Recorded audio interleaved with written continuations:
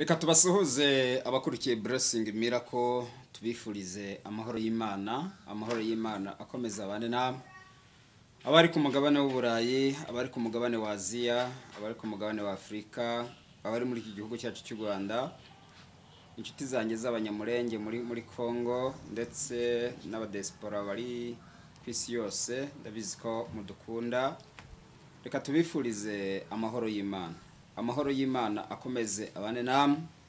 Mwege mudukurikiye kuri Blessing Miracle TV, ni ya nshuti yanyu igarutse kugira ngo yongere kuganira namwe ijambo ry'Imana. Rero iyo tuvuze gutya tuba twibifurije ubuntu bw'Imana, amahoro y'Imana, imigisha y'Imana ikomeze ibane namwe. Mwarimo maze rero iminsi mutambona cyangwa mutabona ibiganiro kuri Blessing Miracle. Ni vya bihe nyene bitajya biduteguza ibihe by'ibikoresho, ibikoresho yabigoye kugira ngo tubibone dukora umurimo w'Imana. Nivyo bihe nyene, ariko tuzi ko ivyo bihe Yesu azabirangiza kugira ngo muzajye mutubona uko bukeye nuko bwije. Reka rero mbabwire ngo umugisha w'Imana ukomeze ube muri mwe, kandi nimutagwa isari burya muzasarura. Munyemerere dusenge hasigaye tuganire ku ijambo ry'Imana. Turagushimiye mwami Imana yacu, Imana ikomeye, Imana ifite imbaraga, Imana ifite ubushobozi, Imana itari Bayali, Imana itari Dagon, Imana ivuga bikaba, yategeka bigakomera. Ijambo ryawe ni imbaraga, kandi ijambo ryabayeho ntarabaho. Ngiye kuvuga ijambo ryawe mwana, ntaba ari jye ahubwo izina ryawe rihabwa icyubahiro. Urakoze kuko uri kumwe nanjye mu izina rya Kristo Yesu, amen. Ndanezerewe kongera kubana namwe, ndanezerewe kongera kuvugana nawe. Tunyuze mu bihe bikomeye bitatworoheye, kandi ubwo ibintu byinshi turi kumva biba bitandukanye, ariko nashaka kubabwira ngo ntimwite ku bintu byinshi mwumva, ibyo mwumvisha amaso, ibinyura mu bakozi b'Imana batandukanye. Mukomere kandi mukomezanye. Nigewe rero wongeye kugaruka kugira ngo tuganire. Hano ndafite ijambo nshaka ko dusangira riri ku mutima wanjye. Yohana 14 uhereye ku murongo wa 18. Sinzabasiga nk'imfubyi, ahubwo nzazaho muri.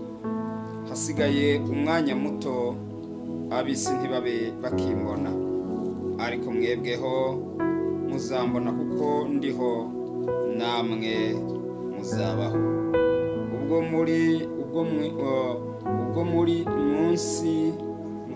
Uwo munsi muzamenya ko ndi muri Data, nawe mwe mukaba muri jye. Nimwakire ijambo ry'Imana. Niri jambo nifuza kuganira nawe, ijambo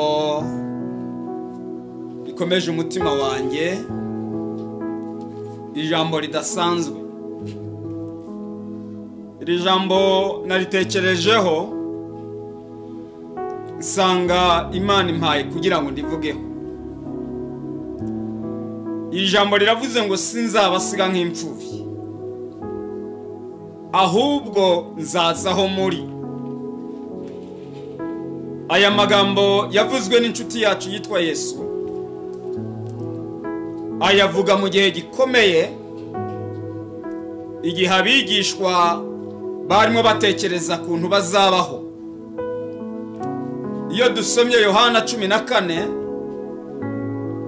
uhereye ku murongo wa mbere, Bibiliya iravuga ngo ntimuhagarike imitima yanyu, mwizere Imana nanjye munyizere. Byasobanura iki kugira ngo ababwire aya magambo? Yayababwiye abona ko bahagaritse umutima, yayababwiye abona ko bafite ubwoba. Ntabwo nzi uyu mwanya ikiguteye ubwoba, nta nubwo nzi uyu mwanya ikikunanije, nta nubwo nzi uyu mwanya igitumye umutima wawe uhagarara. Birashoboka kikaba ari ikibazo, birashoboka kikaba n'ikigeragezo, ariko amaze kubabwira ngo sinzabasiga nk'imfubyi,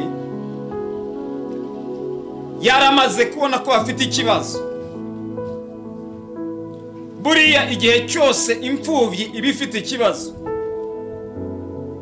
igihe cyose imfubyi ibiri mu buzima bwo kwiheba no kwiganyira, ariko igihe cyose imfubyi yabonye ikiyihumuriza irahumurizwa. Naratangaye cyane, hari n'abafite ababyeyi ariko bakaba ari imfubyi. Yesu rero ntabwo yabareba nk'imfubyi zabuze ababyeyi. Yesu yabareba nk'imfubyi ahubwo zabuze icyo bita umwuka wera. Iyo rero umuntu afite umwuka wera ntabwo aba akiri imfubyi, ahubwo aba yabaye icyo bita icyaremwe gishasha. Yararebaga akabona bafite ibibazo byinshi, aravuga ngo nimpfa kubasiga guca gusa bazahura n'ibibazo, bazahura n'ibigeragezo. Iyo udafite umwuka wera kandi usenga, umwanya umwe uba wuzuye ariko undi mwanya uba utuzuye. Izi ntumwa Yesu amaze kuzihamagara, kuko yahamagaye benshi, arangije aratoranya, atoranye abagabo 12, ariko abatoranye bameze nk'imfubyi ariko nta mwuka wera bafite. Igihe cyo kugenda rero bagira ubwoba, imitima yabo irahagarara, ariko babwira ijambo rikomeye, sinzabasiga nk'imfubyi, ahubwo nzaboherereza umufasha. Uyu mwuka wera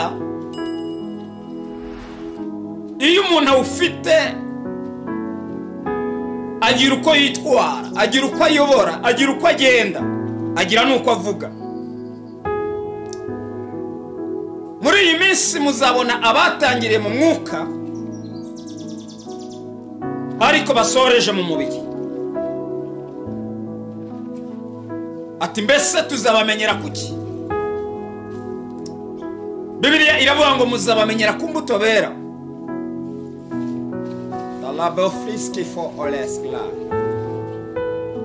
Imbuto nizo ziranga umuntu. Imbuto nizo ziranga umuntu muzima. Iyo udafite imbuto kandi ukaba uri umukristo cyangwa usenga, uba utaraba umwigishwa wa Yesu. Aboherereza icyo bita umufasha. Iyo dusomye ibyakozwe n'intumwa 10 ibice 2 duhereye ku murongo wa 2, igice cya mbere duhereye ibice 2 duhereye ku murongo wa 1 no ku wa 2, havuga kuntu bahawe icyo bita umwuka wera. Ariko mbere batarahabwa umwuka wera bari abanyamubiri. Murabizi rero batarabona umwuka wera bagendana ibyuma, amatwi y'abantu barayaciye. Kwihakana Yesu byari byoroshe. Ba Yuda ibyo byose babikoze kubera impamvu ki? Babikoze kuko batari buzuzwa umwuka wera. Imana ishimwe. Muzahabwa imbaraga, mwuka wera n'abamanukira. Muzaba abagabo bo kumpamya Yudaya, Yerusalemu kugera ku mpera y'isi yose. Iyo wuzuye umwuka wera urahamya. Iyo wuzuye umwuka wera nta kintu na kimwe gishobora kugutera ubwoba. ariko iyo utaruzuye umwuka wera ikintu cyose uragikora ukumva ntibisanzwe, urabesha ukumva ntibisanzwe, urasambana ukumva ntibisanzwe, kujya mu bapfumu wumva ari ibisanzwe, kwesikoroka wumva ari ibisanzwe, gusinda wumva ari ibisanzwe. Ariko iyo wahawe umwuka wera icyambere akora arakuyobora, akakuyobora mu nzira nziza, akuvana mu rupfu akagutereka mu bugingo. Izo ni imbaraga za mpwemu yera.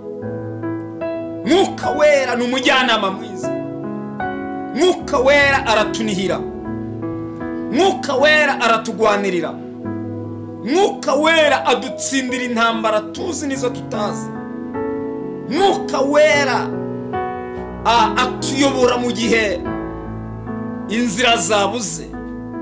Sinzabasiga nk'imfubyi. Reka ngaruke mu buryo bw'umubiri. Ushobora kuba udukurikiye ukaba uri mu buzima bw'ubupfubyi. Reka ubupfubyi bwawe tubuhuze n'ubu bupfubyi bw'umwuka wera. Twabonye ko umuntu adafite umwuka wera aba ameze nk'imfubyi. Noneho reka dufate ubuzima bwo mu isi bw'ubupfubyi tubuhuze n'ubuzima bw'umwuka wera. Ibi bintu bibiri ikintu bifasha muri bwa bupfubyi bwawe iyo hiyongereyeho umwuka wera, ikintu cya mbere bikora biragukomeza igihe wageze mu bibazo. Rero ibibazo ubu ndabizi nkurikiwe n'isi yose, Amerika, Canada, Australia, Autriche, mpamagagwa n'isi yose. Abantu munkurikiye muri ku isi yose ndabizi bamwe mwarawuhawe abandi ntimutarawuhabwa. Kuba warahawe umwuka wera nanone ntibisobanura ko udashobora kuruha. Umuruho narabwiye ngo ntukuraho umuvumo. Umuruho n'umuvumo nicyo kimwe. Ariko iyo wuzuye umwuka wera, mwuka wera atsinda umuruho. Nta kindi rero kizakuneshereza, nta kindi gishobora kuguha amahoro. Adowi priya sofo odebla. Nta kindi gishobora kuguha ubuzima n'imbaraga y'umwuka wera. Muzahabwa imbaraga, umwuka wera nabamanukira. Muzaba abagabo bo kumpamya i Yudaya, i Yerusalemu, kugera no ku mpera y'isi yose. Iyo wahawe umwuka wera urahamya, arakwingingira, arakunihira. Ariko igihe cyaricyo cyose uzahura n'umuntu akubwira ngo arasenga atarahabwa umwuka wera, rimwe na rimwe uzamuhamagara umubwire ko urushe, akubwira kugira ngo uzaruhuke ko ari kubanza kumuha amafaranga. Umupfumu ntabwo ushobora kumujya imbere nta mafaranga ufite. Mbere yuko akuvugutira arabanza akagusaba amafaranga. Ariko rero reka dutandukanye umupfumu n'umuntu w'Imana. Ntabwo umuntu w'Imana yagombye kwaka ibiguzi, ahubwo iyo umuntu w'Imana yagusabiye, yagusengeye, ukabona ibyo yagusengeye birakwiriye, nawe uramwitura. Umuntu w'Imana rero yuzuye umwuka wera ntabwo ibyo abikora. Nubwo muri iyi minsi ya none navuga ngo ni iminsi y'imperuka, navuga ngo ni iminsi ya nyuma, ari byo bintu bihari. Ariko nasomye ijambo rimbwira ngo abazi Imana yabo, the one pierce floor, abo bazakomera. Bazakomezwa n'iki? Bazakomezwa na za mbaraga nababwiye.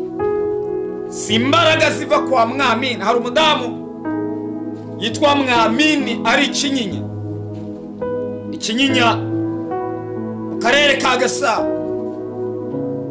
Naratangaye cyane iyo uzindutse usanga usanga abantu buzuye imodoka ziparitse, ariko sinkurangiye ngo uzajyeyo. Ariko uyu mwanya umuntu w'Imana nta gaciro agifite, ariko rimwe na rimwe nkasanga impamvu nta gaciro afite. Bamwe nibo bakibujije, bamwe nibo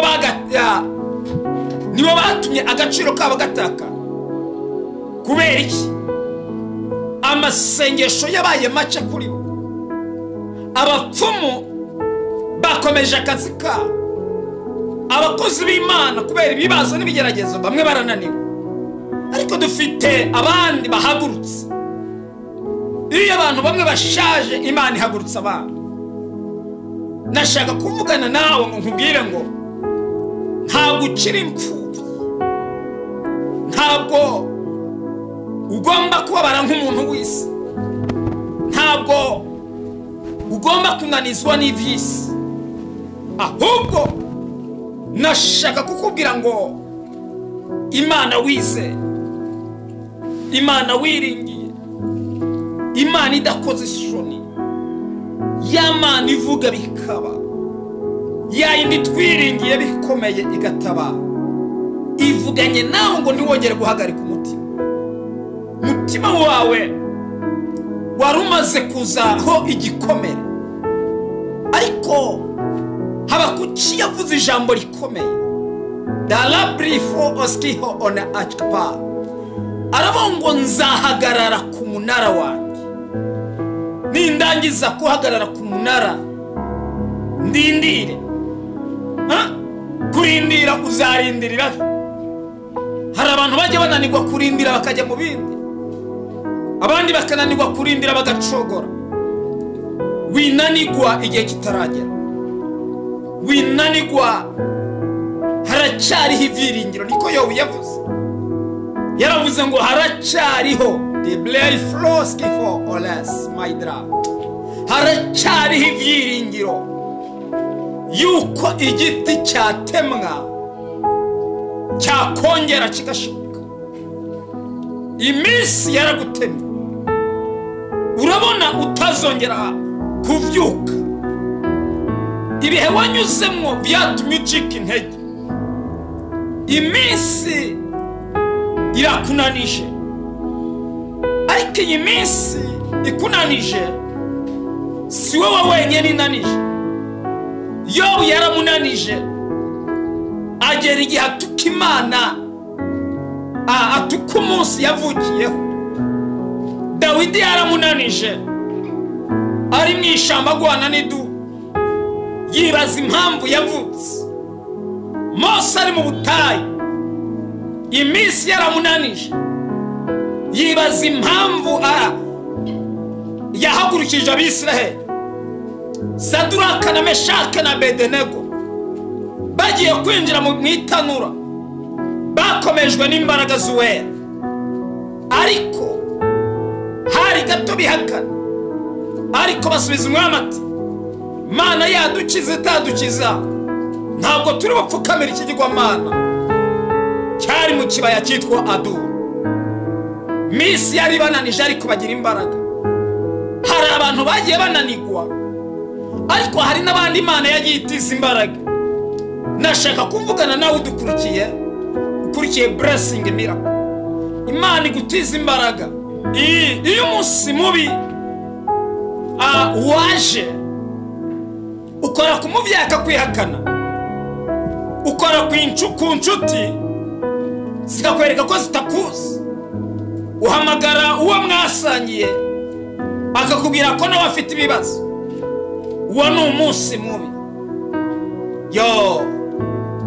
Umunsi mubi ujya uhinyuza abagabo, umunsi mubi ujya uhinyuza abamama. Ariko Yobu yaravuze ngo haracyariho ibyiringiro, haracyariho ibyiringiro yuko igiti cyatemwa cyakongera kigashibuka. Nshuti yanjye udukurikiye, narabwiye ngo kujya muri Amerika, ndabizi ko mudukurikiye muri benshi, ntabwo byasobanura ko kutaruha. Kuba muri Canada ntibisobanuye kutaruha. Ahantu hose waharuhira, ariko se uzahava gute?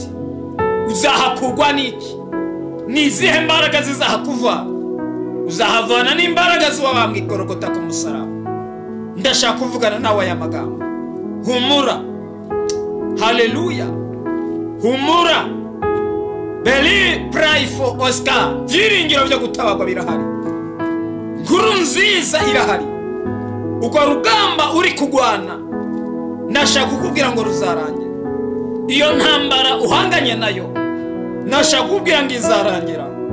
Nubwo wari mu buzima bw'ubupfubyi, ariko ubwo bupfubyi buzarangira.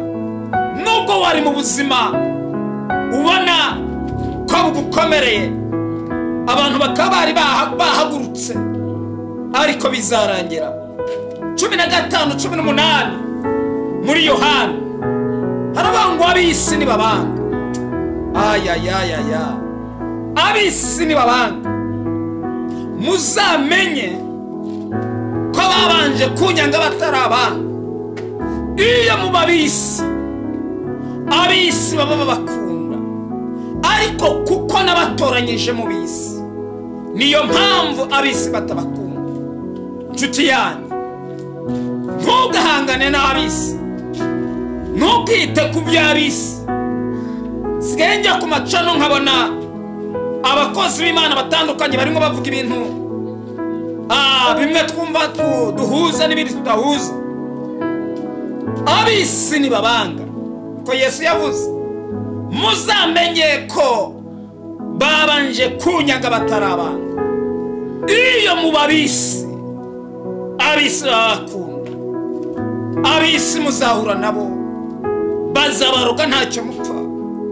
Ab'isi muzahura nabo bazabanga ntacyo mupfa.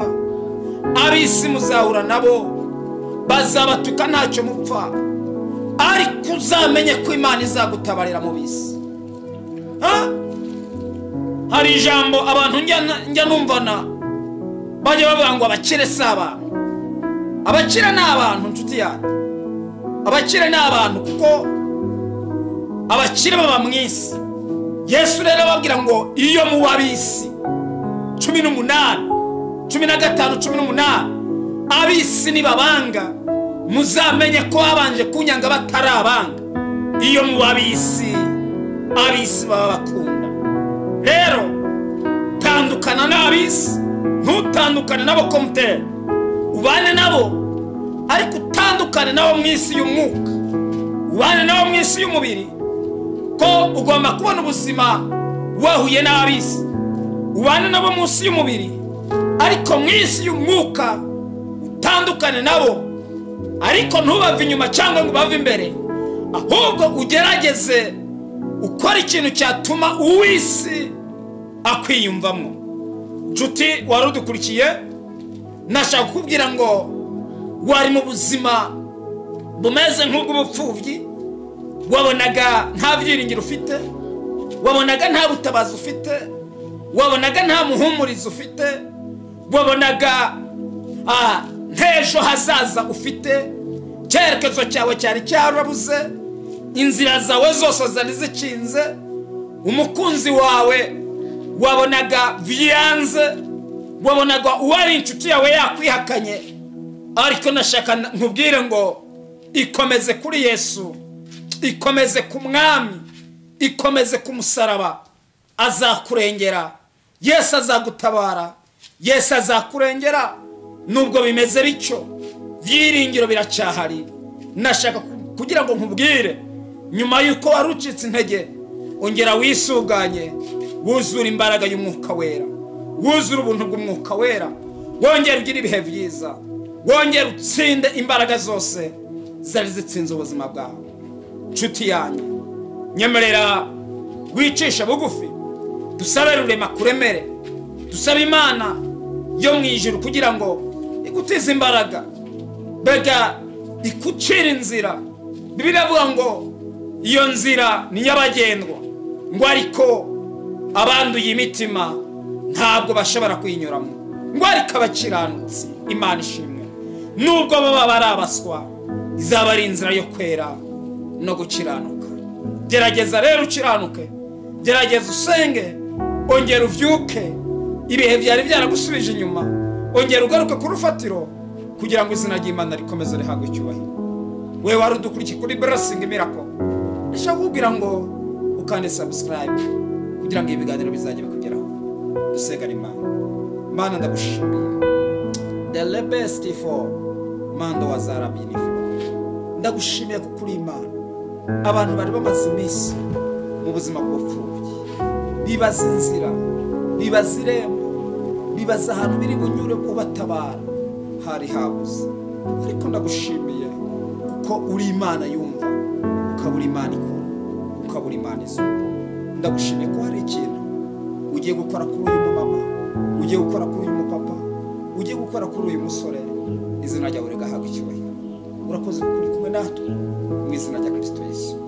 Amen. Imana ikumpera umugisha. God bless you.